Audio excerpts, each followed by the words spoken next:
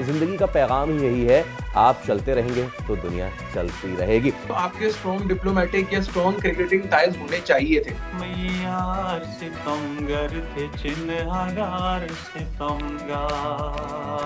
पाकिस्तान की जो software industry है वो बहुत अच्छा काम करी। हमने वो बिल्कुल अपने कानों में एयरबड्स लगा लिए हैं and we are free from the world.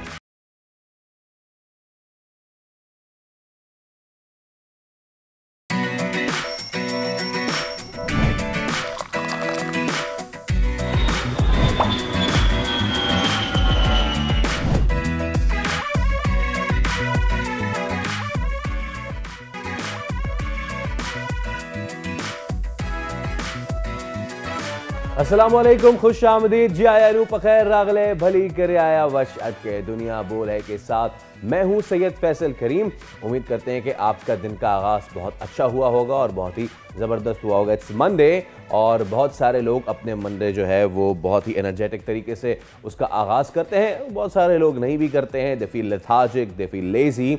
लेकिन ज़िंदगी का पैगाम ही यही है कि आप थोड़ा सा रिलैक्स कीजिए, यानी कि अपना सैटरडे संडे, और उसके बाद दोबारा काम पे लग जाइए, क्योंकि आप चलते रहेंगे तो दुनिया चलती रहेगी। बाय द वे, जब दिन के आगाज़ की हमने आपको बात बताई, एक बहुत क्यूट सी वीडियो है, वो मैं आपको दिखाना चाहता हूँ आज कि बच्चे जो है अपने दिन का आगाज़ कैसे करते हैं। Can we play the video please? ला खान स्कूल की ये बच्चियाँ हैं वहाँ पे, और ये सुबह सुबह कितने इन्हमाक से, कितने दिलजोई से और कितनी मस्त होके और कितनी अपने आप में खो के ये कलाम पढ़ रही हैं। So the moral of the story ही यही है कि अपने दिन का आगाज़ कीजिए, बहुत ही लगन के साथ कीजिए। जितना लगन के साथ अपने दिन का आगाज़ करेंगे, दिन पूरा भी वैसे ही जाएगा। तो चलते हैं बड़ी खबर की जानिब।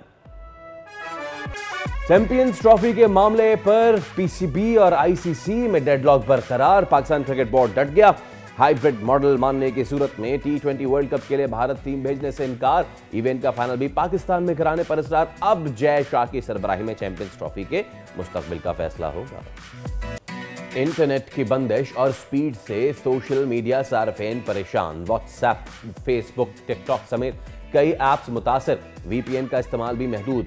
आखिर हुकूमत इंटरनेट का मसला हल क्यों नहीं कर पा रही? बात होगी आज के प्रोग्राम में। क्वेटा की बारिश के बाद आज से कराची में भी सर्द हवाएं चल पड़ी। खैबर पख्तूनख्वा के बालाई इलाकों में भी बर्फबारी। महकमा मौसमियात की रवां साल सर्दी की शिद्दत में इजाफे की पेशगोई। आने वाले दिनों में मौसम किस कदर सर्द होने का इम्कान है, जानेंगे आज के प्रोग्राम में। और गोरो गोरो की सोशल मीडिया पर धूम। गिलगित बल्तिस्तान की आवाज ने सार्फिन के दिल जीत लिए। हसीन वादी की खूबसूरत आवाज। सलमान फारस होंगे दुनिया बोल है के मेहमान। तो करते हैं प्रोग्राम का बाकायदा आगाज़। हम हमेशा सियासत से शुरू करते हैं, लेकिन अनफॉर्चुनेट है कि खेल में सियासत आ चुकी है, जिसकी वजह से चैंपियंस ट्रॉफी के मामले पर डेडलॉक ख़त्म होने के नाम नहीं ले रहा था। अब एक फॉर्मूला सामने आया है। ये नया फॉर्मूला चैंपियंस ट्रॉफी से लागू होगा, अगले 3 साल तक रहेगा। ज़राए के मुताबिक चैंपियंस ट्रॉफी का मामला वोटिंग मरहले से पहले ही हल होने की उम्मीद है। अब ये नया फॉर्मूला क्या है? ये नया फॉर्मूला है चैंपियंस ट्रॉफी से जब अगले 3 साल तक क्या होगा, नए फॉर्मूले में भारत दुबई में मैचेस खेलेगा। चैंपियंस ट्रॉफी के शेड्यूल और वेन्यूज़ का ऐलान भी जल्द होगा। पाकिस्तान पहले ही इजाफी रकम की पेशकश मुस्तरद कर चुका है।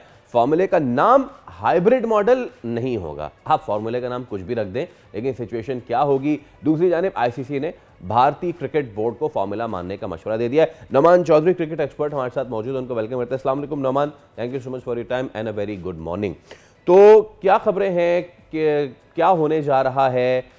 क्या हाइब्रिड मॉडल ही होगा? हम अपना फाइनल जो है वो देने के लिए तैयार हैं या नहीं है? अभी तक चीज़ें फाइनल नहीं हो रही हैं। What's the news? वालेकुम सलाम, thank you so much for having me. सबसे पहले तो देखें, पाकिस्तान क्रिकेट बोर्ड का हमेशा से एक ही मौक़िफ़ रहा है कि हमने हाइब्रिड मॉडल नहीं खेलना। लेकिन अब एक डेवलपमेंट ये है कि पाकिस्तान ने एक स्टेप फॉरवर्ड लिया है कि वो दैट इज के पार्टनरशिप फार्मूला या हम फ्यूजन फार्मूले पे जा रहे हैं। लेकिन एक डेडलॉक जो है वो अभी तक बरकरार है as we speak right now. आज की लेटेस्ट डेवलपमेंट है वो ये है कि इंडिया तमाम तर प्रोसीडिंग्स में फॉर नाउ एग्री कर रहा है, लेकिन सबसे बड़ा एतराज है चैंपियंस ट्रॉफी के फाइनल का।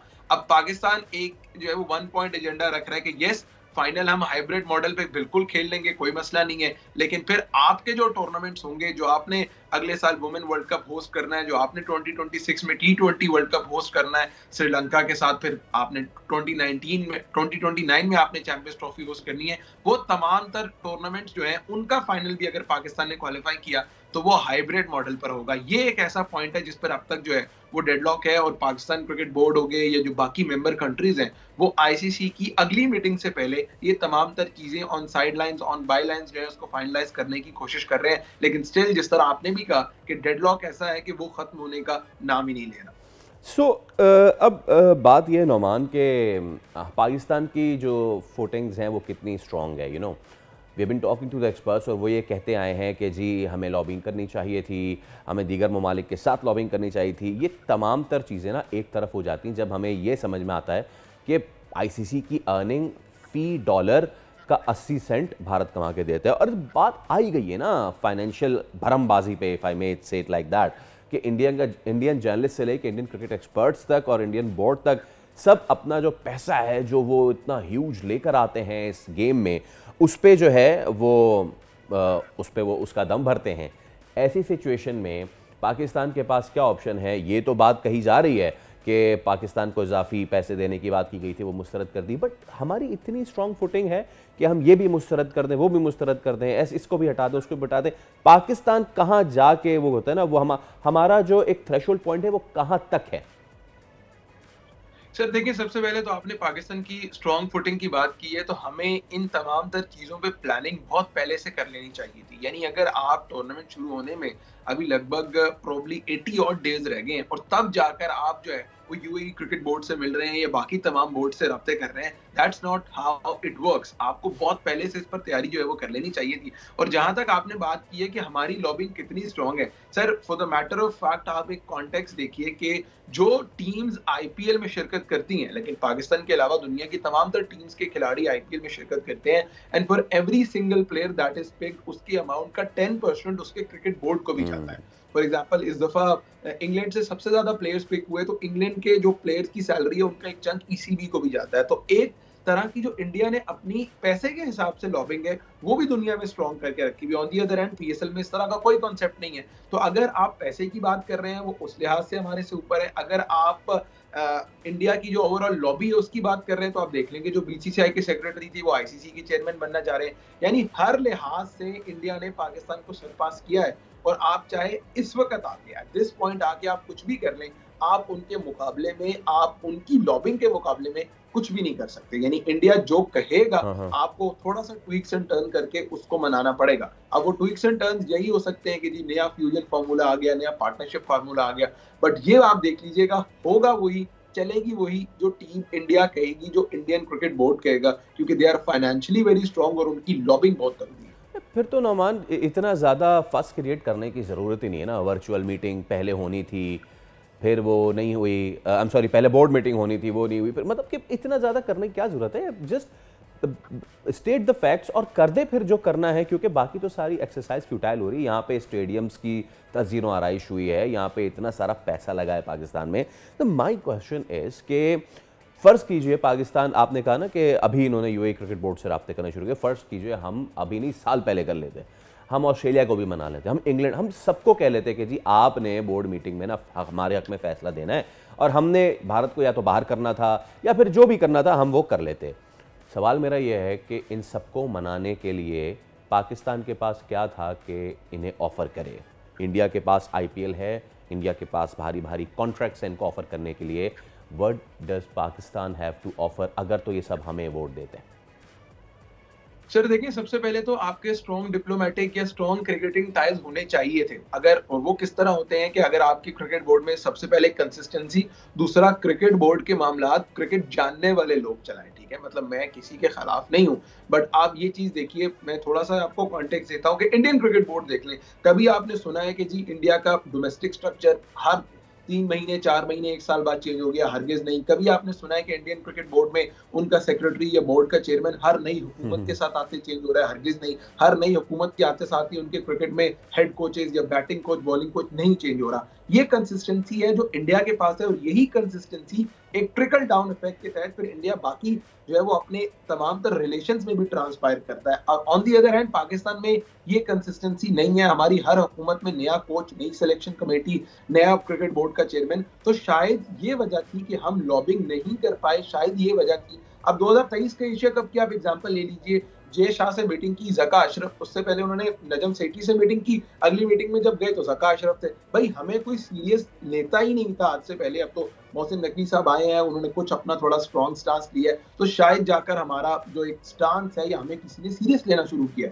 अब से साल डेढ़ पहले हमारे क्रिकेट में इतनी इनकंसिस्टेंसी थी कि एक मीटिंग में एक बंदा, अगली मीटिंग में दूसरा, तीसरी वर्चुअल हो रही है तो उसमें कोई और बंदा बैठ रहा है, क्योंकि ये इंटरम चेयरमैन है पाकिस्तान क्रिकेट बोर्ड के। तो ये वजह थी कि हम कभी स्ट्रॉन्ग फुटिंग पे आ ही नहीं पाए, क्योंकि हमारा अपना घर जो है वो हमारा अपना घर कच्चा था। लेकिन अब थोड़ा बेहतर हुआ है। जहां तक आपका सवाल है कि हम ऑफर क्या कर सकते हैं, सर पहली द ट्रूथ हमारे पास ऐसा ऑफर करने के लिए कुछ भी नहीं, बिकॉज वी ऑल नो कि हम खुद आईसीसी की जो तकरीबन 5.5% आईसीसी के टोटल रेवेन्यू का हिस्सा आता है, हमारा क्रिकेट बोर्ड भी वहां से चलता है। ठीक है, पीएसएल से हम जो है वो एक मेजर चंक बना लेते हैं पैसे का, लेकिन इंडियन क्रिकेट बोर्ड की तरह तो नहीं बना सकते। तो हमारे पास ऑफर करने के लिए सवाए एक दो बायलेटरल सीरीज की, जी हम श्रीलंका से खेल लेंगे, श्रीलंका का बैक टू बैक टूर कर लेंगे, बांग्लादेश के टूर कर लेंगे, अफगानिस्तान को ज्यादा क्रिकेट दे देंगे, इसके अलावा हमारे पास ऑफर करने के लिए कुछ भी नहीं। यानी कि नौमान, इसका मतलब यह है कि हमने जो कहा है हम उसी पे डटे रहे, हमारे पास इसके अलावा कुछ भी नहीं। Thank you so much for your time. और इस सेगमेंट को रैप अप करते हुए ये सिर्फ हम आपको बताना चाहेंगे कि मोहसिन नकवी ने बहुत ही, thank you so much Nauman, आपका बहुत शुक्रिया। तो आप जो हैं उन्होंने ये कहा है कि जी वन साइडेड अरेंजमेंट जो है वो तो अब नो लॉन्गर एक्सेप्टेबल, ये नहीं हो सकता कि भारत पाकिस्तान बिल्कुल भी ना आए और हम उनके टूर्नामेंट्स में जाते रहें, यानी कि वो कहते हैं ना नस्लों का फड्डा चलेगा बरादरियों का। तो देखते हैं ये ऊँट किस करोड़ बैठता है। नस्लों का फड्डा तो जब चले तब चले, लेकिन इस वक्त जो चैंपियंस ट्रॉफी का फड्डा पड़ा हुआ है वो पता नहीं ऊँट किस करोड़ बैठेगा। हम ले रहे हैं ब्रेक, उसके बाद हाजिर होंगे। Stay with us.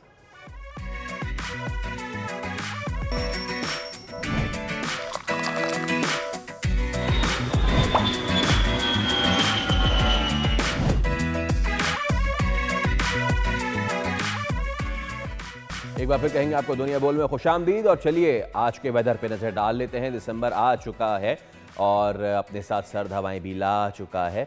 कोयटा में तो बारिश हुई है and now Karachi is expecting कि यहाँ भी ज़रा सर्द हवाएं चलें। रात में तो होती है, लेकिन दोपहर में क्या सिचुएशन रहेगी। तो फिर कराची का आज कम से कम दर्जा हरारत 18 और ज़्यादा से ज़्यादा 31 रहने की उम्मीद है। Let's move on to the next city. और कराची के बाद जो हम आपको दर्जा हरारत बताने जा रहे हैं वो होगा हैदराबाद। और हैदराबाद में जो है वो मैक्सिमम 32 और कम से कम दर्जा हरारत 19 डिग्री सेंटीग्रेड रहने का इम्कान है। मीरपुर खास में कम से कम दर्जा हरारत 16 और ज़्यादा से ज़्यादा 32 डिग्री रहने का इम्कान है। नवाब शाह की बात की जाए तो यहाँ भी कम से कम दर्जा हरारत 16, ज़्यादा से ज़्यादा 31 डिग्री रहने का इम्कान है। सिंध में जैसे जैसे अंदर की तरफ जाते रहेंगे वैसे वैसे दर्जा हरारत जो है वो आपको बेहतर मिलता जाएगा। लाड़काना की बात करें तो यहाँ कम से कम दर्जा हरारत 16 डिग्री और ज़्यादा से ज़्यादा 31 डिग्री सेंटीग्रेड रहने का इम्कान है। तो चलिए बलूचिस्तान चलते हैं। और गवादर में जो है इस वक्त सिचुएशन ये है कि यहाँ पे कुछ ओवरकास्ट है, बादल हैं, कम से कम दर्जा हरारत 22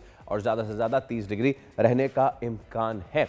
कोयटा में जैसे कि हमने आपको बताया कि कोयटा में इस वक्त बारिश हो गई है और अब सभी यही एक्सपेक्ट कर रहे हैं कि बारिश हो चुकी है, बर्फबारी होने का भी अब इंतज़ार कर रहे हैं। कम से कम दर्जा हरारत 1 डिग्री, ज़्यादा से ज़्यादा 15 डिग्री रहने का इम्कान है। यही तो वो वेदर है जिसके आसरे पे कराची वाले बैठे हुए। मुल्तान चलते हैं और मुल्तान में बादलों के साथ कम से कम दर्जा हरारत 15 डिग्री, ज़्यादा से ज़्यादा 26 डिग्री रहने का इम्कान है। लाहौर की अगर बात की जाए तो कम से कम दर्जा हरारत 13 और ज़्यादा से ज़्यादा 23 डिग्री रहने का इम्कान है। वैसे कुछ स्मॉग कम हुआ था, लोगों ने सांस ली थी, लेकिन अब माहिरीन नहीं कह रहे हैं कि अब शायद दोबारा से स्मॉग हिट करें। हम later on in this segment chief meteorologist Sardar Sarfaraz से बात भी करेंगे और उनसे भी जानने की कोशिश करेंगे। लेकिन लाहौर इससे पहले हम चलते हैं Faisalabad.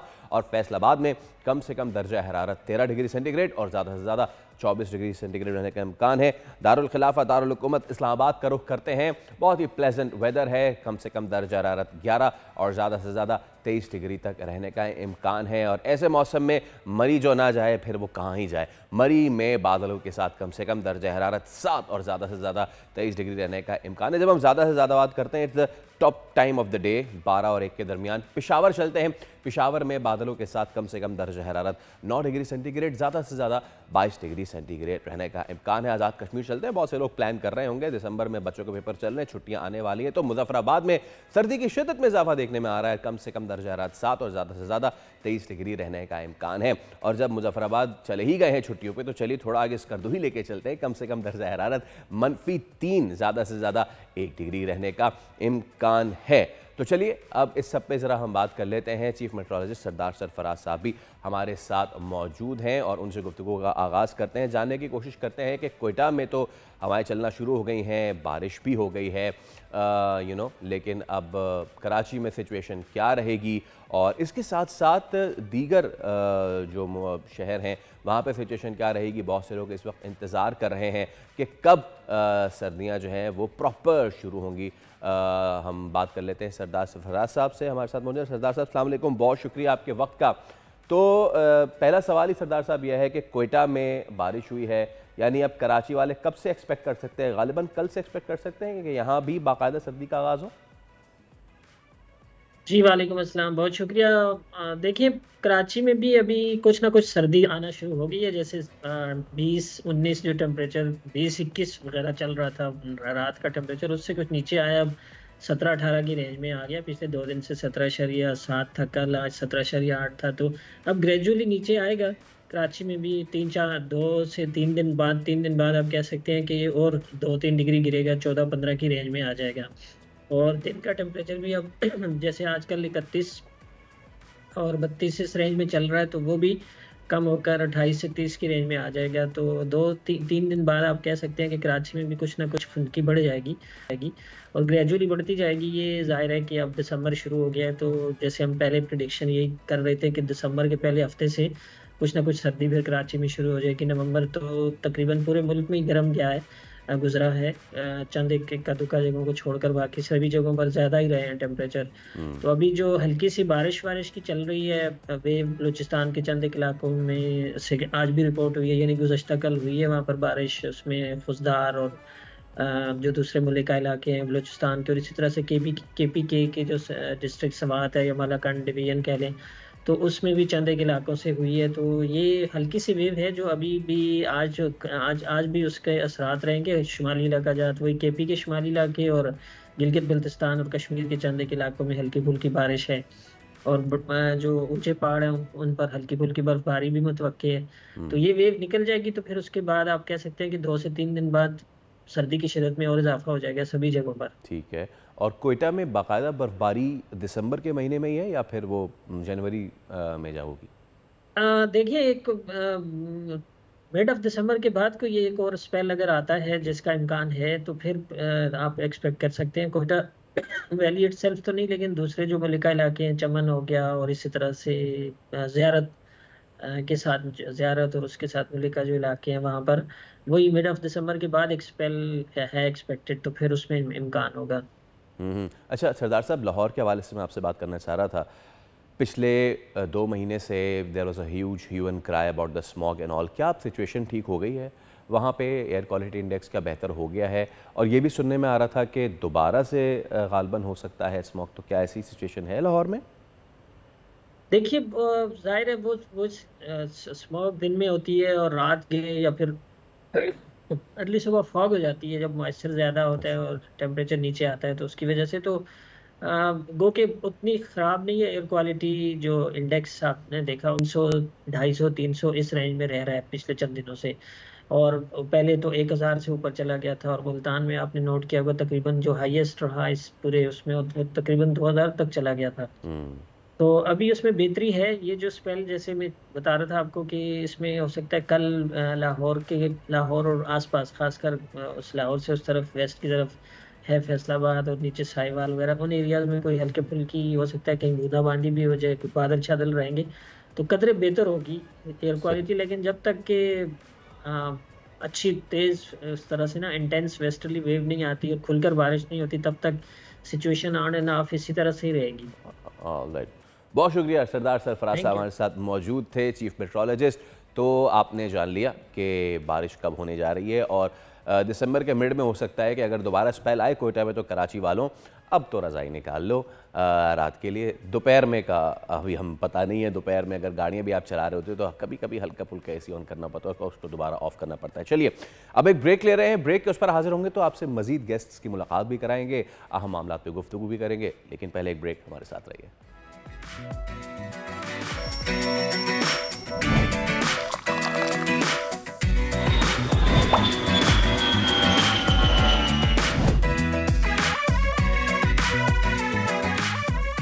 Welcome back to the show. आप देख रहे हैं दुनिया बोल है, और जब भी ट्रैवल के लिए हम निकलते हैं, ख़ास तौर पे शिमाली इलाक़ाजात में, अपनी पसंद के गाने हमने लगाए हुए होते हैं। इस बार जब आप जाइएगा तो मेरी रिकमेंडेशन नाचीज़ की एक बात मानिएगा।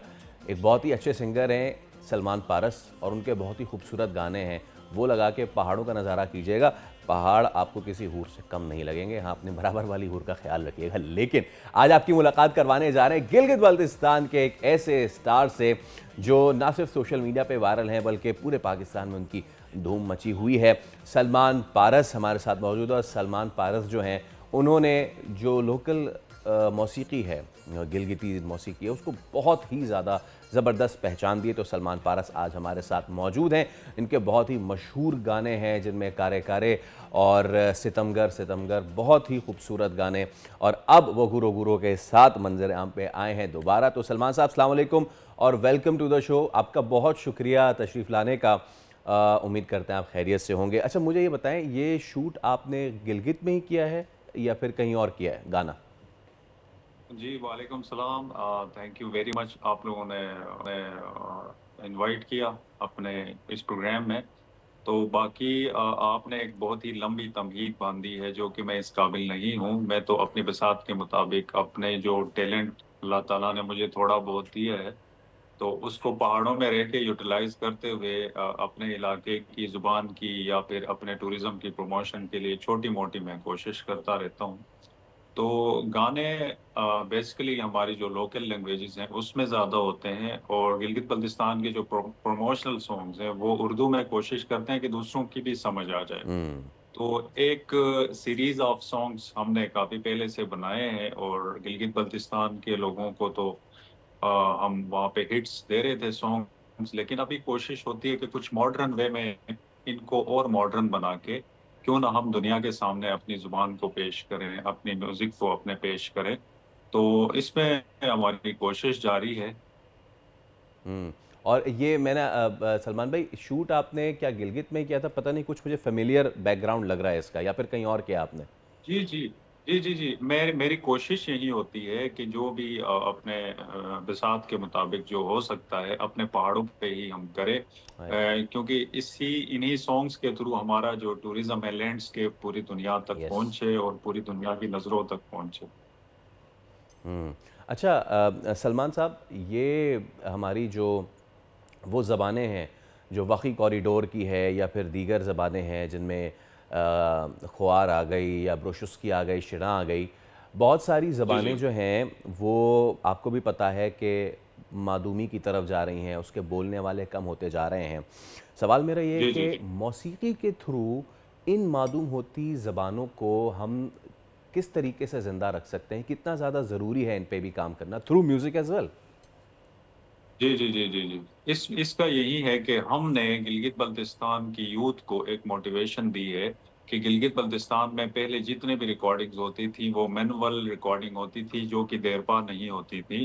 तो हमने इनको अवेयरनेस दी कि इनको स्टूडियो की तरफ लेके आए, और अब गिलगित बल्तिस्तान की तमाम यूथ जो इस शोबे से ताल्लुक़ रखती है वो अच्छे अच्छे स्टूडियोज़ में आके अच्छे रिकॉर्ड्स बना रही है, अच्छे वीडियोज़ बना रही है, जो कि लॉन्ग टर्म हमारे रिकॉर्ड में रहेगा और हमारी ज़ुबान की एक तरतीब में, एक आर्काइव में हमारी रिकॉर्डिंग्स रहेंगी और पुराने फोक को रिवाइव मिलेगा। और अक्सर हम ये भी अवेयरनेस देते हैं यहाँ की जनरेशन, यंग जनरेशन को, कि आप हमारे पुराने फोक को उठाएं और नए मॉडर्न अंदाज में करें, जो कि पूरी दुनिया तक भी पहुंच जाएगी और हमारे रिकॉर्ड में भी रहेगी। और सलमान भाई, जब भी मैं सफ़र करता हूँ ना, जब पहले सफ़र किया करता था, तो एक वो पुराने गाने होते थे, वो स्टूडियोज़ में, अब पता नहीं वो गिलगित में रिकॉर्ड होते थे कि इस्लामाबाद आके करते थे।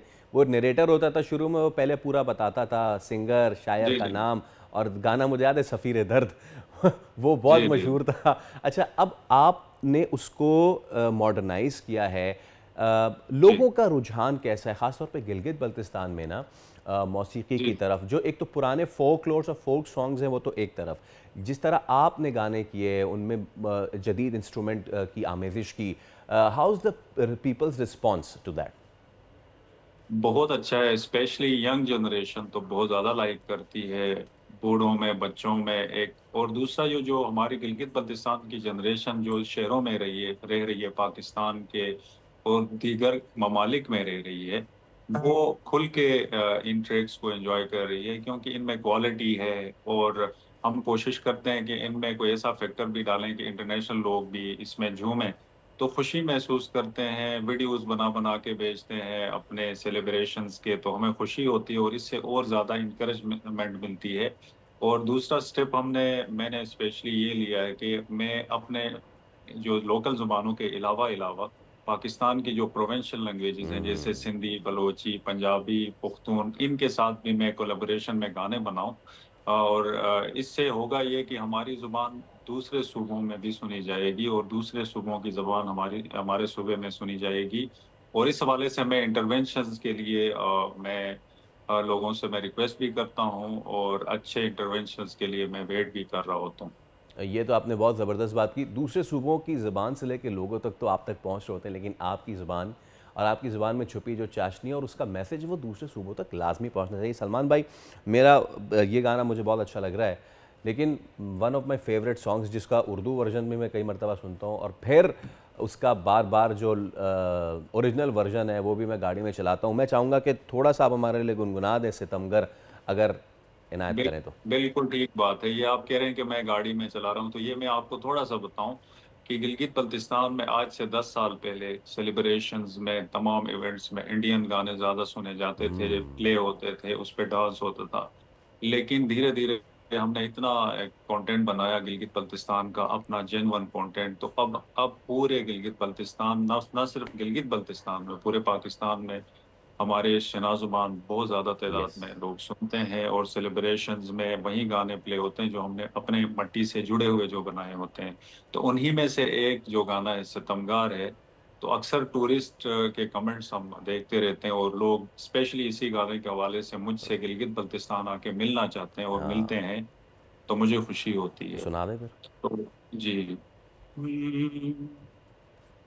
मैयार मैयार मैयार सितमगर थे चिन्हगार सितमगार, हगार खन हगार में सीनार सितमगार, मैयार मैयार मैयार सितमगर थे चिन्हगार सितमगार।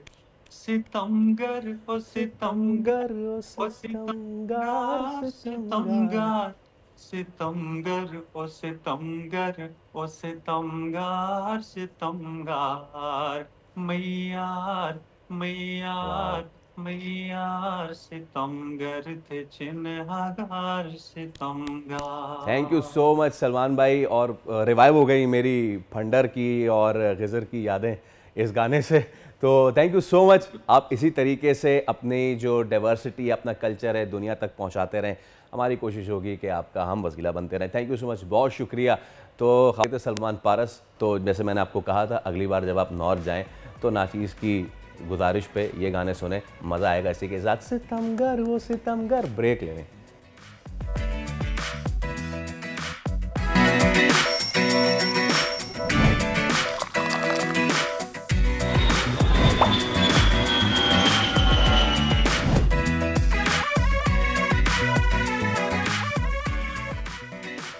एक बार फिर कहेंगे आपको खुशामदीद। आप देख रहे हैं प्रोग्राम दुनिया बोल है और मैं हूं आपके साथ सैयद फैसल करीम। उम्मीद करते हैं कि आपके दिन का आगाज बहुत अच्छा हुआ होगा। नहीं हुआ हम है ना कर देंगे। मुल्क भर में इंटरनेट सोर्स में खलल है, सर्विस मुअत्तल भी नहीं है, सर्विस मुकम्मल तौर पर बहाल भी नहीं है। ये तो मोहब्बत वाली बात हो गई, हो भी रही है और नहीं भी हो रही है। हद तो ये है कि कभी कभी सूरत हाल ये बन जाती है कि 4-5 MB की छोटी सी फाइल ट्रांसफ़र इसको करना ऐसा लगता है जैसे मैं K2 सर कर रहा हूँ।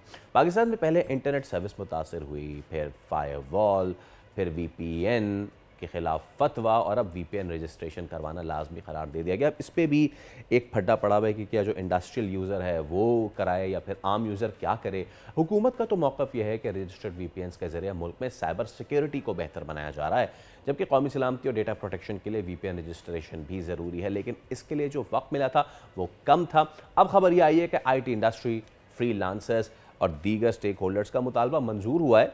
हुकूमत ने वर्चुअल प्राइवेट नेटवर्क VPN के रजिस्ट्रेशन की तारीख में तोसी की है। इससे पहले आखिरी मोहलत 30 नवंबर की थी, लेकिन कल 1 दिसंबर को भी VPN बंद नहीं किया गया था। अलबत्ता अब कोई डेडलाइन नहीं बताई गई है। तो चलिए हम बात कर लेते हैं। हमारे साथ मौजूद हैं executive director of media matters for democracy, digital rights activist Asad Baig साहब। असद बेग साहब, गुड मॉर्निंग, अस्सलाम वालेकुम, thank you so much for your time.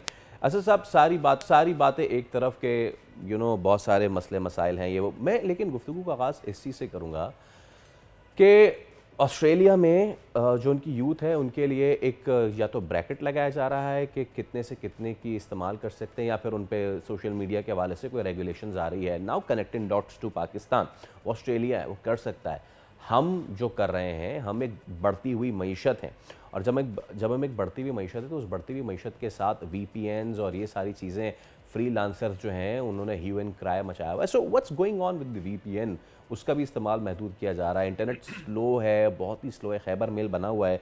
तो इस वक्त जो हमारी इंटरनेट कम्युनिटी है उसके क्या सेंटिमेंट्स हैं इस तमाम तर चीज़ों को लेकर? देखिए, जनरली सेंटिमेंट्स तो कोई खास अच्छे नहीं है, और यही कल आपने सुना होगा जो हमारी मिनिस्टर है उन्होंने डॉन की स्टोरी भी थी, और आई थिंक बाकी कुछ इदारों ने भी उनको रिपोर्ट किया था कि वो यही बात कर रही थी कि जो नेशनल सिक्योरिटी है उसके लिए बड़ा इंपॉर्टेंट है। देखिए, वंस अगेन हमें बिल्कुल कोई शौक नहीं है गवर्नमेंट पे क्रिटिसिज्म करने का हर दफ़ा, और इस बात पे भी कोई इख्तलाफ नहीं है कि जो नेशनल सिक्योरिटी के मैटर्स हैं, स्पेसिफिकली जो टेररिज्म के मैटर्स हैं, वो बहुत इंपॉर्टेंट है। हमारे जवान शहीद हो रहे हैं, हमारी फ़ौज, हमारे बाकी इदारे, हमारी सिविलियन गवर्नमेंट्स जो हैं वो बहुत अरसे से इस पे काबू पाने की कोशिश कर रहे हैं, और एंड विदाउट डाउट हमें बहुत स्ट्रिंजेंट इस पे मर्जर्स करने पड़ेंगे। लेकिन क्या जो अभी हम काम कर रहे हैं, जो हम स्टेप्स ले रहे हैं, वो उससे किसी किस्म का फ़ायदा होगा इस डिबेट में या इस वॉर अगेंस्ट टेररिज्म में? मेरा नहीं ख्याल। उसकी 2-3 सिंपल वजूहात हैं। देखें जी, तो VPN तो एक मैटर है। VPN के अलावा अगर आप देखें तो जो व्हाट्सएप का मीडिया है वो बंद कर दिया जाता है। इंस्टाग्राम पिछले 2-3 दिन से मैं नोटिस कर रहा हूँ वो नहीं चल रहा, मैसेजिंग नहीं चल, ये वो सारी चीज़ें हैं जो कि इरोजन में ऐड कर रही हैं, नंबर 1। नंबर 2, आपने बात की इंडस्ट्री की, no doubt about it. Pakistan की जो सॉफ्टवेयर इंडस्ट्री है वो बहुत अच्छा काम करी है, और बहुत ज़बरदस्त बात है कि हमारी जो एक्सपोर्ट्स हैं इस दफ़ा वो बढ़ी हैं। लेकिन देखें, इंटरनेट एक ऐसी चीज़ है जो कि सिर्फ सॉफ्टवेयर इंडस्ट्री या फ्रीलांसर्स पाकिस्तान में इस्तेमाल नहीं करते। स्मॉल, मीडियम, लार्ज बिजनेसेस से लेकर वो तमाम लोग जो होम बेस्ड वर्कर्स हैं वो इंटरनेट इस्तेमाल करते हैं। मैं आपको कल की एग्जांपल देता हूँ। मैं कुछ परचेज करने की कोशिश कर रहा था कहीं से, और वो जो वेंडर्स थे वो मुझे व्हाट्सएप पे तस्वीर भेजने की कोशिश कर रहे थे, वो व्हाट्सएप पे तस्वीर नहीं आई। उन्होंने मुझे इंस्टाग्राम का लिंक भेजा, वो इंस्टाग्राम का लिंक भी फॉर सम रीज़न नहीं चला। तो वो जो परचेज वो उनकी होनी थी, जो चीज़ मैंने उनसे खरीदनी थी, वो मैं नहीं खरीद सका। तो इमेजिन करें कि इस किस्म के वेंडर्स का कितना नुकसान हो रहा होगा। और ये आप यकीन कीजिए, जनरली हमें इस पे शायद ज़्यादा सुनने को नहीं मिलता।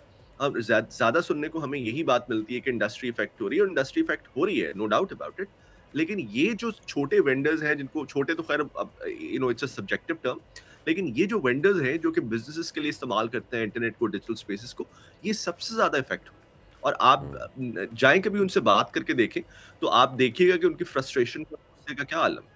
और दूसरी बात ये है कि हमारे पास जो ज़्यादा इम्पोर्टेंट बात है, ये आप अपने तवज्जुह से, आई एम श्योर लोग इसको सुनेंगे तो देखिए, कोई एविडेंस है ऐसा मौजूद जहाँ पे हमने ये देखा हो कि जी ट्विटर बंद करने से या व्हाट्सएप का मीडिया बंद करने से या VPNs बंद करने से जो है वो हालात बेहतर हो गए, रुक गई?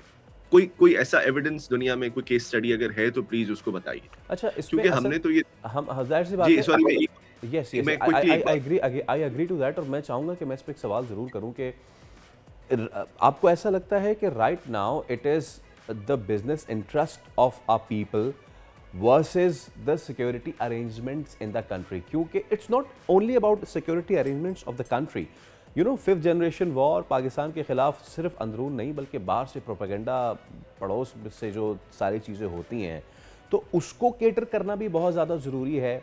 लेकिन दूसरी ही तरफ जो बिज़नेस हमारा मॉडल है, जो उसको भी केटर करना बहुत ज़रूरी ना हो। आपको लगता है कि इन दोनों चीज़ों को साथ लेके चलने के लिए मज़ीद टाइम इन्वेस्ट करना चाहिए था हुकूमत को, ताकि दोनों जो स्टेक होल्डर हैं उनमें से किसी को भी तकलीफ ना हो, सिक्योरिटी के मामला भी बीफ्ड अप रहे, वो भी ज़बरदस्त रहे, और जो हमारे बिजनेस इंटरेस्ट है, इन्वेस्टेड हैं in all the digital platforms, उनको भी कोई इशू ना हो? डू यू थिंक अभी भी मजीद टाइम हुकूमत ले सकती है rather than just going on and pushing the accelerator कि जी ये सब बंद, ये सारी चीज़ें? सो इट्स अबाउट टाइम, वक्त मजीद लेना चाहिए हुकूमत को। देखिए, आपने बहुत अच्छी बात की है, लेकिन मैं थोड़ा सा इसको इस तरह नहीं रखूंगा कि इट्स सिक्योरिटी वर्सेस बिजनेस। खुदा ना खास्ता इतने बुरे हालात नहीं है हमारे मुल्क के। जो हमने टाइम गुजारा है, लेट्स से आज से 10 साल पहले, 15 साल पहले, वैसा खुदा ना खास्ता टाइम नहीं है, और शुक्र है खुदा का, सबकी कुर्बानियों के नतीजे में आज वो टाइम नहीं है। लेकिन देखिए, मैं एग्जांपल दे रहा था उस टाइम की जब ट्विटर पे बहुत एक्टिवली आईएसआईएस वाले रिक्रूटमेंट कर रहे थे, और यूके से और बाकी वेस्टर्न मुल्कों से लोग जा रहे थे धड़ाधड़ आईएसआईएस ज्वाइन करने। क्या अब ये बहुत बड़ा मामला था, देखिए, कि ट्विटर को इस्तेमाल किया। क्या यूके में ट्विटर बंद हो गया? वो इसलिए बंद नहीं हुआ कि वो बंद कर नहीं सकते थे, बल्कि वो इसलिए बंद नहीं किया क्योंकि उसका फायदा नहीं है कोई। देखिए, अब यहीं पे डिसइंफॉर्मेशन की आपने बात की, कौन इससे डिसएग्री कर सकता है कि इंटरनेट पे डिसइंफॉर्मेशन नहीं है? मैं तो डिसएग्री नहीं करता। जो पंजाब का केस था वो आपके सामने है, अभी किस कदर डिसइंफॉर्मेशन फैली हुई है इस्लामाबाद के मामले के बाद, वो भी आपके सामने है। उससे पहले देखिए, लेकिन उसका हल ये नहीं है। आप खुद, हमारे जो एक्सपर्ट्स हैं, वो खुद जब भी बात करते हैं डिसइंफॉर्मेशन की, तो वो ये कहते हैं कि जी पिछले कुछ सालों में जहन साजी ऐसी की गई है। और जहन साजी सिर्फ पाकिस्तान में नहीं हुई, अगर आप यूएस में देखें, आप इंडिया में देखें, आप बांग्लादेश में देखें, जहां जहां पे डिसइंफॉर्मेशन है, वहां पे एक सर्टेन माइंडसेट प्रिवेल किया है। लेकिन अगर माइंडसेट का प्रॉब्लम है, तो वो माइंडसेट का प्रॉब्लम इंटरनेट को स्लो करके या बंद करके तो नहीं हल हो सकता ना जी। वो माइंडसेट का प्रॉब्लम तभी हल होगा जब आप माइंडसेट को एड्रेस करेंगे। आप समझ रहे हैं ना मैं क्या कह रहा हूँ? मैं तो समझ रहा हूँ असद साहब, इसको रादर देन के, जस्ट मैं कमेंट दूंगा, देन आप कंटिन्यू करिएगा, रादर देन कि आप क्वेल करें या स्कॉश करें उस नज़रिए को, आप अपने नज़रिए को, आप अपने वर्डिक्ट को, आप अपनी पॉलिसी को एक्सटेंसिवली इतना ज़्यादा प्रोपेगेट करें थ्रू द सेम मीडियम जिसके तरीके से मिस इन्फॉर्मेशन आ रही है, मिस इन्फॉर्मेशन आ रही है, यूज़ द प्लेटफॉर्म, बंक करें उसको, डीबंक करें, एंड देन उसको जो है वो एक्सपोज कर दें। आपको अपनी कोई चीज़ कहनी है, use the platform extensively rather than just making it slow. बिल्कुल सही बात कर रहे हैं, और वो अंग्रेजी में कहते हैं कि मिस इन्फॉर्मेशन का जो एक हल है वो ज्यादा इन्फॉर्मेशन है, मैं उसको उर्दू में बता रहा हूँ। Exactly. बट देखिए, साथ साथ हमारे यहाँ इंसाइटमेंट के कवानीन मौजूद हैं। अगर कोई ऐसा मामला होता है जहाँ पे कोई किसी को, और बहुत सारे इंटरनेट पे हैं, मैं ये इस बात की बिल्कुल वो नहीं, इसे नेगेट नहीं करूंगा, बहुत सारे केसेस ऐसे हैं जहाँ पे लोगों को इंसाइट किया जाता है कि आप वायलेंस करें and so on so fourth, for instance, right, politically भी, नॉन पॉलिटिकली। तो जहाँ पे अगर ऐसा मामला आपको लगता है कि खुदा न खास्ता इंसाइटमेंट हो रही है और किसी की जान खतरे में है, तो वहाँ पे इंसाइटमेंट के कवानीन आप इस्तेमाल कर सकते हैं। We have those laws in the book. But कहने का मतलब ये है कि ये जो बात हम कर रहे हैं, इससे दो चीजें हो रही हैं जी। नंबर एक तो ये कि इससे वो काम नहीं हो रहा जो कि हम काम करने की कोशिश कर रहे हैं। मसलन क्या इससे डिसइंफॉर्मेशन रुक गई? आप मुझे बताइए। अगर तो ऐसा होता तो फिर अब ये जो पिछले 4-5 दिन में जिस किस्म की डिसइंफॉर्मेशन फैली है वैसे नहीं फैलती। अगर तो इंटरनेट स्लो करने से या बंद करने से डिसइंफॉर्मेशन रुक जाती। नंबर एक। नंबर दो, हम नुकसान कर रहे हैं अपने मुल्क का, बिकॉज जो हम कॉस्ट पे कर रहे हैं इन जनरल वो बहुत ज्यादा है। और ये मैं सिर्फ बात नहीं करता, आप हमारे आप बिजनेस कम्युनिटी के लोगों से बात करें, पाशा के मेंबर से आप बात कर लें। कल मैं वहाद साहब का एक ट्वीट देख रहा था, वो तो ये वो सारे लोग हैं जो कि फालतू में शोर नहीं मचा रहे। मेरे ख्याल से असद साहब, द इशू इज जैसे आपने यूके की बात की ना, यूके का एक अलग मिजाज है और पाकिस्तान का गालिबन एक अलग मिजाज है। जब ये बहुत ज़्यादा लहर थी एक्सट्रीमिज़म की और कोई भी चीज़, कोई इवेंट होता था, तो हमारा सबसे पहली प्रायोरिटी क्या होती थी? बंद कर दो। कोई मसला हो गया, सड़कें बंद कर दो। कोई मसला हो गया, फना दफ़ा लगा के मोटरसाइकिल पे पाबंदी लगा दो, और अब हम अभी तक उसी को एक्सरसाइज कर रहे हैं। तो मेरे ख्याल से now my question is Asad साहब कि इतनी ज़्यादा प्रॉब्लम है, लोगों का लॉस हो रहा है, आपने अपनी एक छोटी सी ट्रांजैक्शन की बात बताई, आप समेत मुझ समेत लाखों पाकिस्तानी रोज़ाना ट्रांजैक्शंस के लिए रोल रहे होंगे ना, डिजिटल ट्रांजैक्शंस के लिए। सो जो स्टेक होल्डर है, मेरा, मैं हूँ, आप हैं, या बड़े इदारे हैं, वो क्या गए हैं हुकूमत के पास? उन्होंने अपनी ये अर्जी रखी है कि भाई आप टाइम ले लीजिए भले से, लेकिन आप ये रोज़ा, जिसको कहते हैं ना let me put it that way, एक रिलेशनशिप में कहते हैं ना कि गैस लाइटिंग, आप हमारी इंटरनेट की गैस लाइटिंग प्लीज़ ना करें कि कभी आ रहा है कभी नहीं आ रहा है। तो क्या स्टेक होल्डर्स गए हैं, उन्होंने बात की है? मुझे तकलीफ है, मैं जाऊंगा डॉक्टर के पास में बताऊंगा मुझे तकलीफ हो रही है, सो मुझे बताइए, did the stakeholders go to them? जी, मुझे जब कल मैं एक शो में था तो वहाँ पे जो मेंबर्स थे पाशा के, वो यही बता रहे थे कि उनकी जो बातचीत है स्पेसिफिकली इस मामले पे, वो अच्छी चल रही है और गवर्नमेंट अच्छा रिस्पॉन्ड करी है, which is a good thing. बहुत अच्छी बात है कि अगर कोई ब्रेक थ्रू होता है इसमें। लेकिन मेरा प्रॉब्लम इससे थोड़ा सा ज़्यादा फंडामेंटल है। मेरा प्रॉब्लम ये है कि ये इस किस्म की नेगोशिएशंस करनी क्यों पड़ रही हैं? देखिए, अगर इतना बड़ा गवर्नमेंट ने कदम उठाना था जिससे पूरा पाकिस्तान इफेक्ट होगा, आप अभी बाहर चले जाएं किसी से, मेरे 8 साल का बेटा है, वो बार-बार ये कहता है इंटरनेट स्लो हो गया है, तो अगर उसको पता है तो फिर तो हर किसी को पता है। ऑब्वियसली। तो अगर इतना बड़ा इक़दाम उठाना था, तो इससे पहले आपको कंसल्टेशंस करनी चाहिए थी, या जब ये हो गया तो उसके बाद कंसल्टेशंस करनी चाहिए थी? This is what my problem is. और ये आज का मसला नहीं है, ये बहुत पुराना मसला है। ये जब तक हम इंटरनेट को सीरियसली नहीं लेंगे, देखिए, मुझे वंस अगेन इस बात से किसी किस्म का कोई इख्तिलाफ नहीं है कि इंटरनेट पे बहुत इश्यूज हैं। लास्ट टाइम भी हमें इस पे वो बहस करने को बहुत सुनने को मिलती है, चाइल्ड पोर्नोग्राफी, ये बहुत है जी, मैं इससे डिसएग्री नहीं करता। लेकिन मुझे सिर्फ ये बताइए कि क्या इंटरनेट के फ़वाइद नहीं है हमारे लिए? क्या हम इंटरनेट को एज़ अ टूल इस्तेमाल नहीं कर सकते? मेरे ख्याल से पाकिस्तान की साहब पॉवर्टी ये डिस्कशन तो ऑब्वियसली हम सबको पता है, आपके 8 साल के बेटे को और मेरी 6 साल की भांजी को पता है, तो इसका मतलब सबको पता है, एवरीबॉडी नोज। लेकिन चलिए, ये फाइट तो चलती रहेगी। Thank you so much Hasan साहब, बहुत शुक्रिया आपका। तो वीपीएन का इस्तेमाल है, वो उस पर एक फड्डा पड़ा हुआ है, अब क्या होगा ये तो वक्त ही बताएगा। लेकिन कुछ हुआ ओवर द वीकेंड, अच्छी चीज़ हुई है, बहुत मज़ा आता है जब आप भारत को क्रिकेट में हराते हैं, चाहे वो किसी लेवल पे भी हो। तो Pakistan under-19 versus under-19 match था, और उसमें शाहजेब खान ने जो धोबी पार्ट किया है, जो धुलाई की है, भाईजान 1-2 नहीं 10 छक्के मारे जवान ने। चलो अभी एक ब्रेक ले, तो उसके बाद हाजिर होंगे, स्टे विद अस।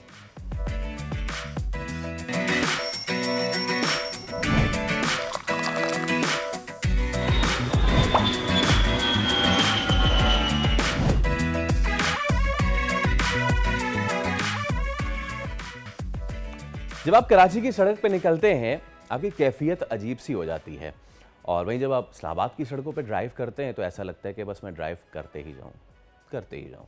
एक नई तहकीक के मुताबिक सड़कों पर ट्रैफिक का जो शोर है, हम गढ़ों और गड्ढों की बात बाद में करेंगे कभी, लेकिन जो शोर है ना, वो बहुत ज़्यादा डिप्रेशन का बाइस बनती है। दूसरी तरफ आप अगर छुट्टियों पर जा रहे हैं, आप एक एल्पाइन फॉरेस्ट के सुबह सुबह बैठ जाएं दरख्तों के नीचे, चिड़ियों की चहचहाहट, परिंदों की आवाज़ें, और इवन हवा की जो सराहट है, और दरख्तों के जो पत्ते हैं जब वो हिलते हैं, या फिर जब आप सूखे पत्तों पे, आजकल विंटर सीजन है, सूखे पत्तों पे जब आप चलते हो, जो एक चर्पिनेस की आवाज़ आती है, क्रिस्प आवाज़ आती है, वो आपकी सेहत के लिए कितनी ज़्यादा ज़बरदस्त है। दिल की धड़कन, सांस में तेज़ी जो है, उसको काबू करने की ये सलाहियत रखती है। अब ये जो नई रिसर्च आई है, इंग्लिश माहिरीन ये कहते हैं कि university of the west England और बीट कंजर्वेशन ट्रस्ट ने मुश्तरका तौर पर तहकीक की है, लोगों को कुदरती आवाज़ें, ट्रैफिक के शोर, इसकी 3 मिनट की तवील टेप सुनाई, और उसके बाद उसमें होने वाले नुकसानात, यानी कि जो शोर था और जो अच्छी आवाज़ थी, उसके फ़वाइद, लोगों के मिजाज पे पड़ने वाले असरात,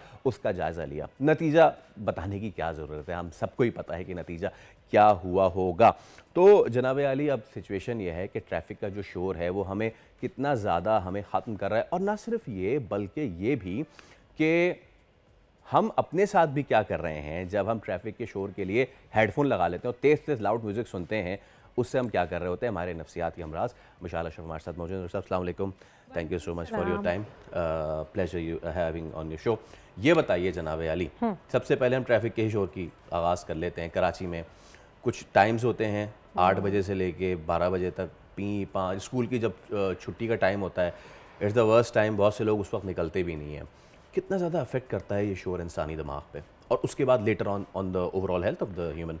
ओके, सो बात जहाँ पर हो रही थी कराची के ट्रैफिक के बारे में और ट्रैफिक के शोर, या वैसे अगर हम बात कर ले जाए कि नॉइस पोल्यूशन एग्जैक्टली है क्या चीज़, या जिस तरीके से अभी आपने शो माशाल्लाह बड़े अच्छे तरीके से स्टार्ट किया कि अगर हम सुबह सुबह दरख्तों के नीचे बैठ जाएं और वो हमें किस तरीके से रिलैक्सेशन का एहसास दिलाते हैं, या वो किस तरीके से ना हमारे सुबह सुबह जो मूड होता है ना वो इतना बेहतरीन हो जाता है, तो that is something next level thing. But अगर हम कराची, क्योंकि अगेन हम पाकिस्तान में रह रहे हैं, तो अगर हम कराची के ट्रैफिक के बारे में बात करें तो इतना शोर शराबा होता है जो कि हमारे डायरेक्टली मेंटल हेल्थ के ऊपर इफ़ेक्ट कर रहा होता है। अगर हम मेंटल इफेक्ट पे देखें तो किस तरीके से वो इफेक्ट कर रहा है, कुछ हमारे ब्रेन केमिकल्स होते हैं, कुछ हमारे हार्मोन्स हैं, उनके ऊपर वो काफ़ी ज़्यादा नुकसानदेह होता है। अगर हम थोड़ा सा इसको हम डिस्कस कर लें कि किस तरीके से वो हमारे केमिकल्स को, हार्मोन्स को नुकसान दे रहा होता है, तो देखा जाए तो ये कॉर्टिसोल एक हमारा हार्मोन होता है जो स्ट्रेस रिलीजिंग हार्मोन होता है। जब हम बहुत ज़्यादा शोर शराबा सुनते हैं तो एग्जैक्टली होता क्या है कि वो हमारे स्ट्रेस को बहुत ज़्यादा बढ़ा देता है, और हमारी जो प्रोडक्टिविटी लेवल होता है, या कहीं पे भी हमें पहुंचना है, किसी मीटिंग में पहुंचना है, कोई प्रोग्राम है वहाँ पहुंचना है, स्कूल पहुंचना है बच्चों को, तो बच्चों के अंदर भी बहुत ज़्यादा नेगेटिव आउटबर्स्ट देखे गए हैं, एग्रेशन देखा गया है।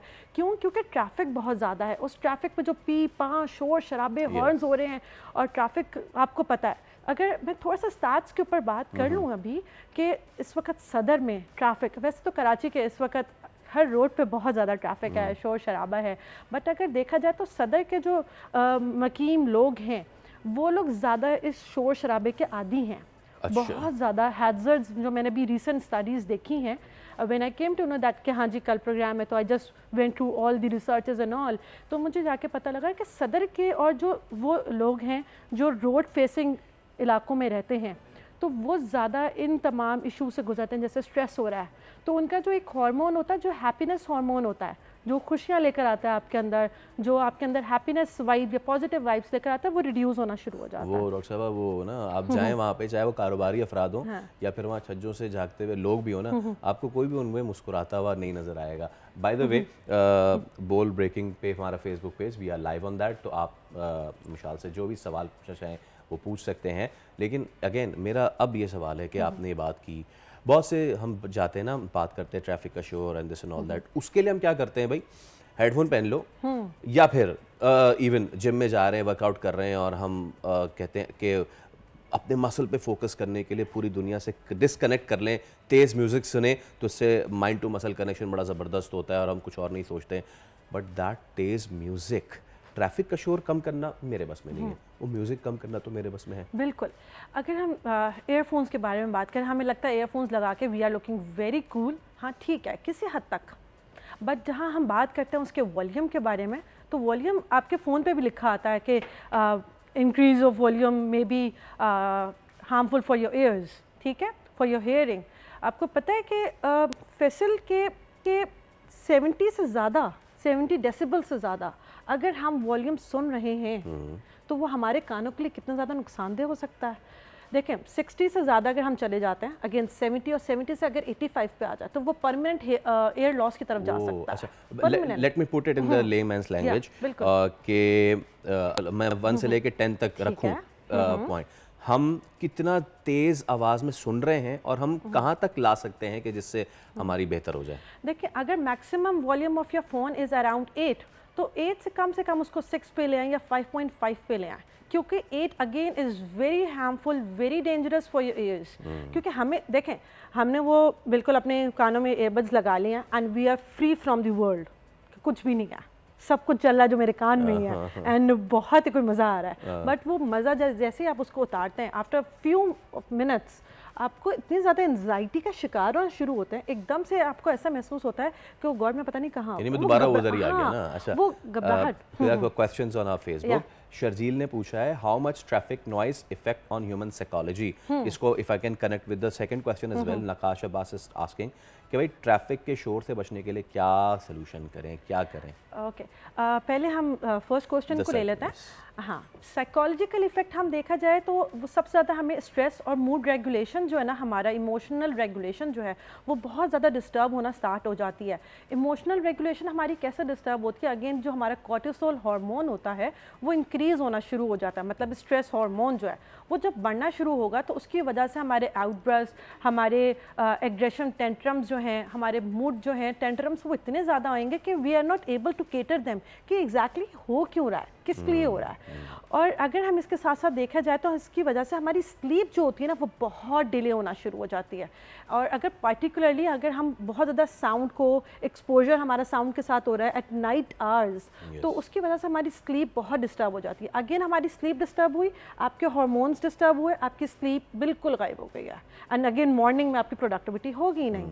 और उस प्रोडक्टिविटी के साथ साथ कहीं ना कहीं वो लैक ऑफ अटेंशन है, कहीं ना कहीं आप वर्क पे परफॉर्म नहीं कर पा रहे, वो आपकी लैक ऑफ एपिटाइट भी इसमें शामिल होना शुरू हो जाती है, क्योंकि बिला फालतू में एजिटेशन महसूस होना स्टार्ट हो जाती है कि एग्जैक्टली हो क्या रहा है मेरे साथ। अगर मैं कनेक्ट करूं अब दूसरे क्वेश्चन कैसे बचें, कि कैसे बचें, अगेन बच तो सकते हैं बट कराची में रहते हुए नहीं बच सकते हैं, बट थोड़ा सा अगर हम फैसल उसको देखें कि हाँ एयरबड आप यूज़ कर सकते हैं, ऐसा नहीं कि बिल्कुल भी ईयरबड्स आप यूज़ नहीं कर सकते।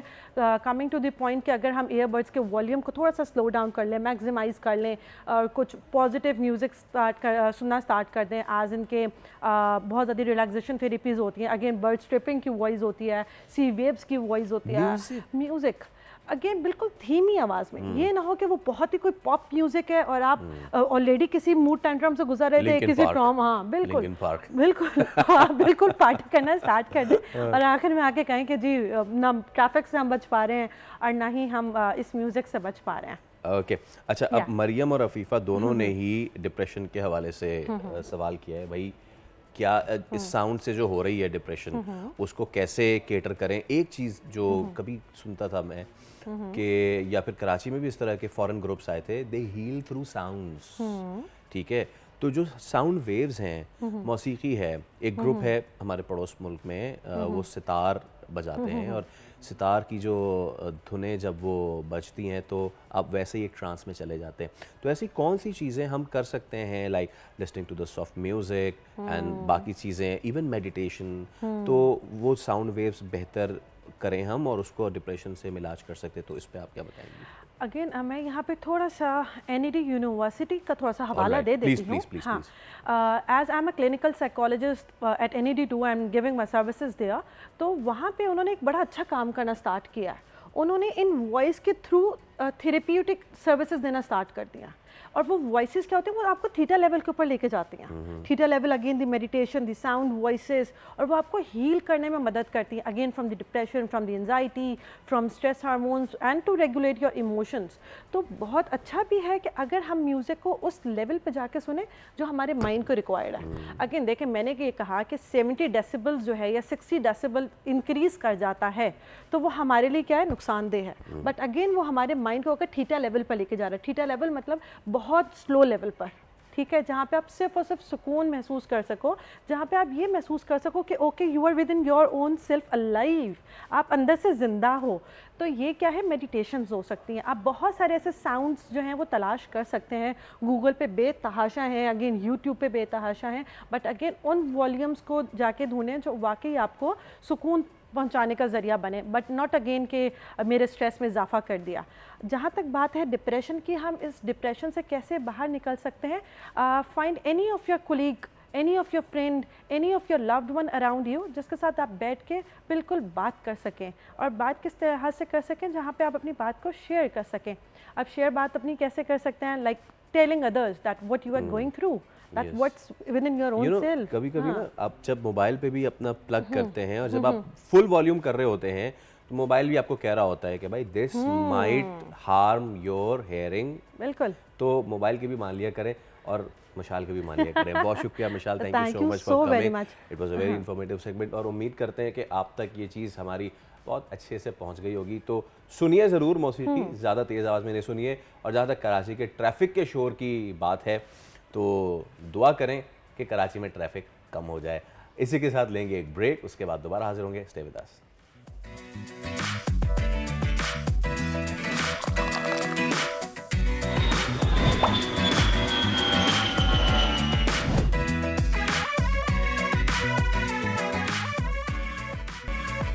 With great power comes great responsibility. Spiderman की फिल्म का ये मशहूर डायलॉग है।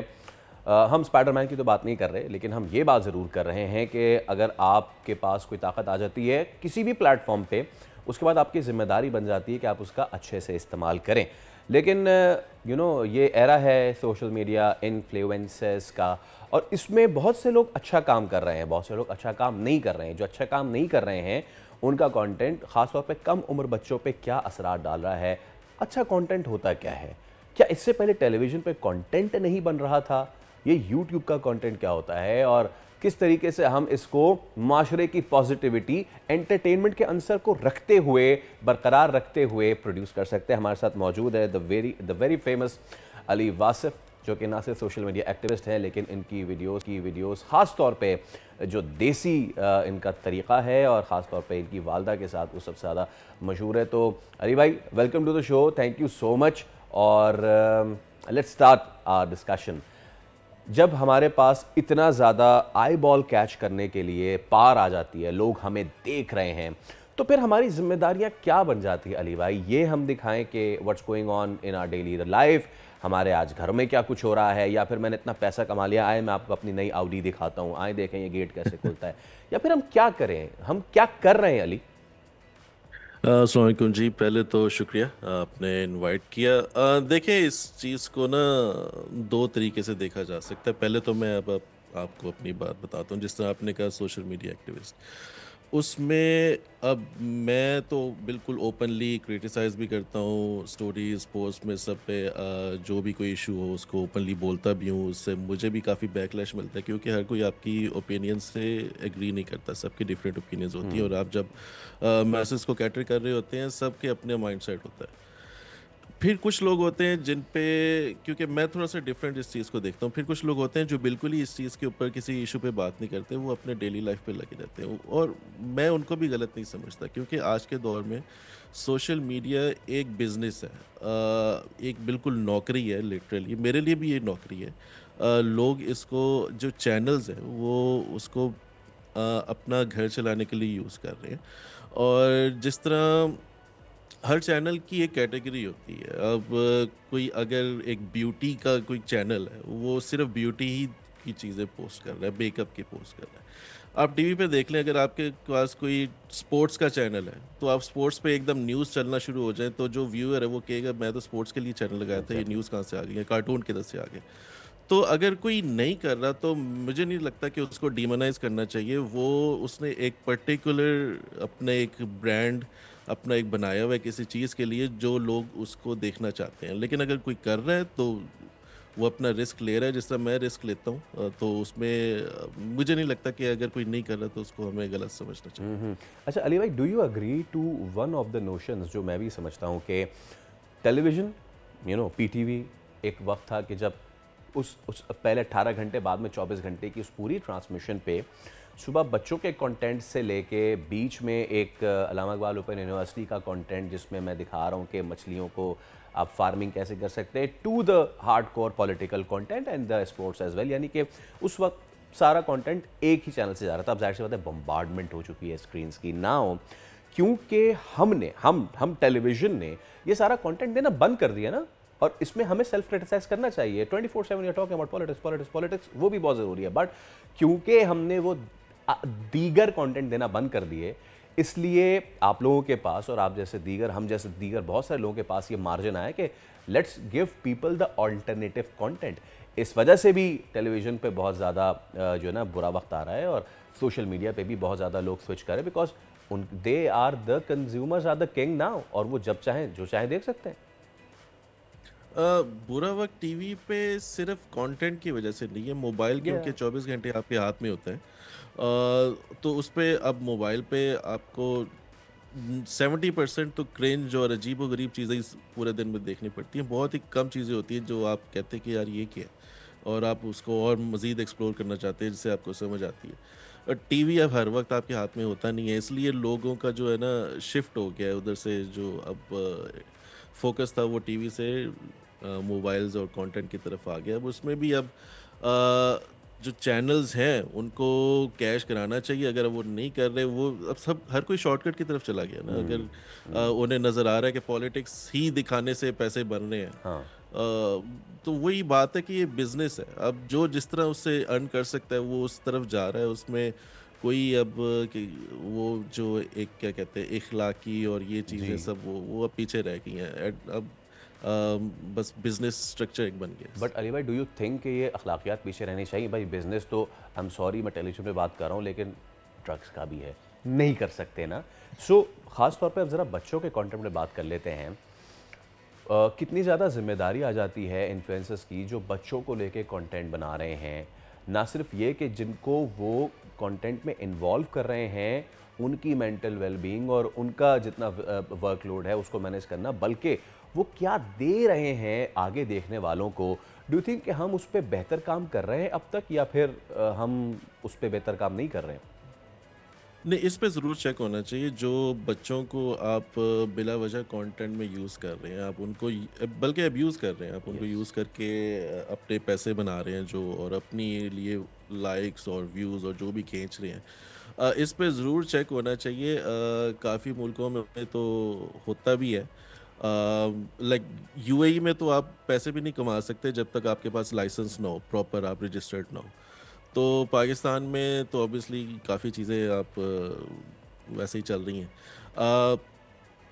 बच्चों को जहाँ तक ताल्लुक है बिल्कुल उसके ऊपर चेक होना चाहिए। और इसमें रिस्पॉन्सिबिलिटीज़ देखें एडल्ट्स की भी है, जो व्यूअर्स हैं। अब हमारे अगर आप एडल्ट्स को देखें, उनको कुछ नज़र आएगा जिसमें कोई उल्टी सीधी चीज़ होगी, बजाय कि आप उसको इग्नोर करें और उसको वहाँ पे ही रोक दें, आप उसे मज़ीद शेयर करके आप मज़ीद उस पर हंस रहे होते हैं, मज़ीद उसको आप इंजॉय कर रहे होते हैं, आप उसमें और अपनी तरफ से ऐड कर रहे हैं चीज़ें।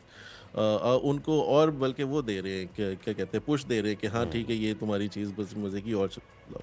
तो इसमें सिर्फ क्रिएटर की जिम्मेदारी नहीं है। क्रिएटर को अगर आप अटेंशन नहीं देंगे वो उधर ही ख़त्म हो जाएगा। अगर उसके व्यूज़ नहीं आएंगे उसने उधर ही चीज़ छोड़ देनी है, लेकिन हम उसको व्यूज़ दे रहे हैं। यस, ठीक है।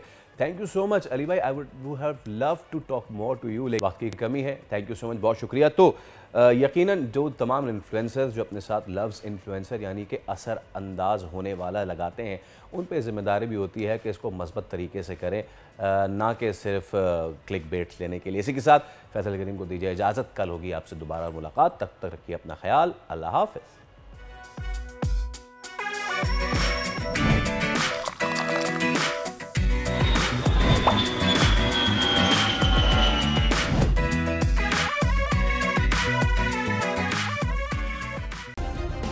सब्सक्राइब करें और बेल दबाएं ताकि कोई खबर रह न जाए।